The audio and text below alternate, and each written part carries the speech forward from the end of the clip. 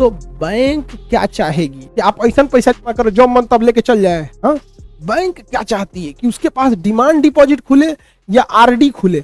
इसे कहते हैं डीडी डिमांड डिपॉजिट, इसे कहते हैं आरडी रिकरिंग डिपॉजिट, ऐसे कहते हैं एफडी फिक्स डिपॉजिट। बताइए बैंक को सबसे ज्यादा प्रॉफिट किससे होता है? बैंक को सबसे ज्यादा, बैंक क्या चाहती है कि उसके पास क्या खुले? बताइए। हाँ अरे भाई साहब, एफडी। बैंक चाहती है एफडी, क्योंकि आप एक बार जमा करेंगे तो 7 साल 8 साल 9 साल इस तरह लंबे पीरियड के लिए जमा करेंगे, तो आप ही का पैसा लेके बैंक टेंशन फ्री हो गया। अरे 7 साल बाद लौटाना है, 7 साल बाद लौटा देंगे। बिजनेस करो जी, किसी फलाना बिल्डर को दो, बिल्डिंग बनाएगा, प्रॉफिट होगा, ब्याज देगा।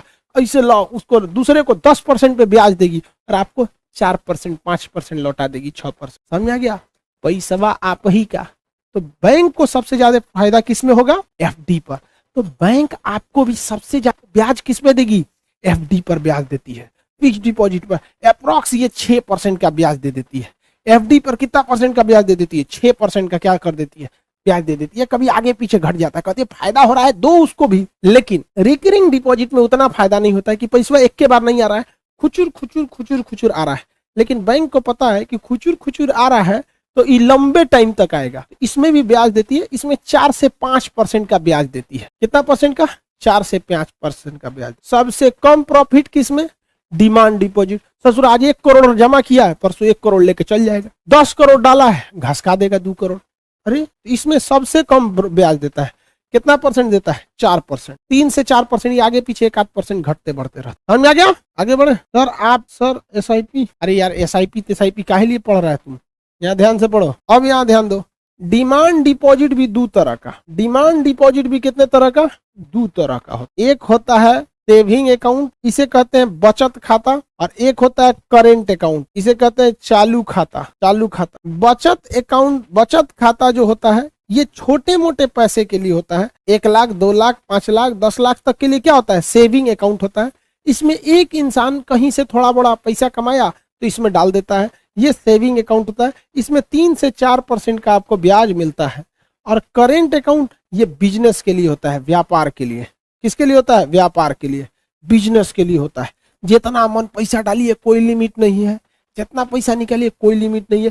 करेंट अकाउंट में 5 करोड़ चलाएगा, कोई दिक्कत नहीं है। सेविंग अकाउंट में 20 लाख चलाएगा, अकाउंट में सीज कर देगा। कहेगा ना ये बताओ काहे आया है इतना, पूरा डिटेल मांगेगा। आप कौन है, कहाँ से है, काहे लिए आया, तब देगा। देखें बाबा का ढाबा जो था वो इतनी चुकी ढाबा खोला था, तो ढाबा में उसके पास कौन सा अकाउंट था? सेविंग अकाउंट था, जनधन योजना वाला टाइप का सेविंग अकाउंट था। उसमें लोगों ने, गौरव वासन जो थे फूड ब्लॉगर, स्वाद इंडिया करके है कोई इनका चैनल, वो बहुत हेल्प किए बेचारे बाबा का ढाबा का। लेकिन वो बुढ़वा रावण का चाचा निकला, कहता है कि क्यों आए थे हमारे पास। उसके अकाउंट में लोगों ने 25 लाख रुपया ठोक दिया। समझ आ गया कि नहीं आ गया? 25 लाख रुपये ठोक दिया। उसका सेविंग अकाउंट को बैंक ने सीज कर दिया, कहा कि ना देंगे पैसा।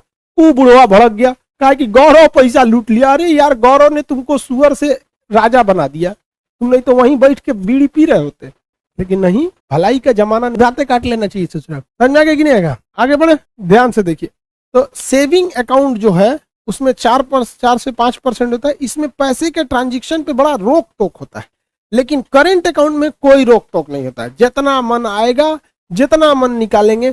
लेकिन इस पर बैंक 1% रुपए भी ब्याज नहीं देती है। बैंक 1% भी ब्याज नहीं देती है। आ गया? बताइए बैंक किस पैसे पे ब्याज नहीं देती है? चालू खाता। अगर आपका बिजनेस करना है तो आपको क्या चाहिए? चालू खाता। तो सेविंग अकाउंट में मैक्सिमम कितना रख सकते हैं आप? 50 करोड़ ना रखिए सेविंग अकाउंट में, लेकिन सरकार को बताना पड़ता है कि ये कहां से आ रहा है, कोई दिक्कत नहीं है, इनकम टैक्स भरना पड़ता है। लेकिन करेंट अकाउंट में, सेविंग अकाउंट में बार बार पैसा जमा करेंगे ना तो काट लेगा पैसा, कहेगा इतना काहे जमा कर रहे हैं, महीना में 5 बार निकालिए चाहे जमा कीजिए।